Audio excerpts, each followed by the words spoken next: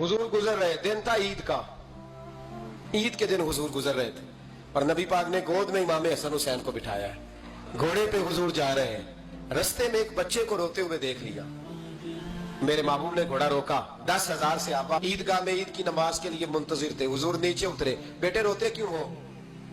तो फिर रो पड़ा, कहने लगा यतीम हूं, अब्बा इंतकाल कर गए, हर बच्चे ने नए कपड़े पहने, महबूबा चचा और मामू ने भी मेरी तरफ देखना पसंद नहीं किया, रो रहा हूं। 10,000 नमाजी इंतजार कर रहे, 10,000, और मेरे रसूल पाक वतन के गरीब बच्चों का ख्याल कर रहे हैं। हुजूर घोड़े से उतरे, बच्चे को हाथ लगाया, घर ले गए, कहा फातिमा हसन का कोई नया जोड़ा पड़ा है?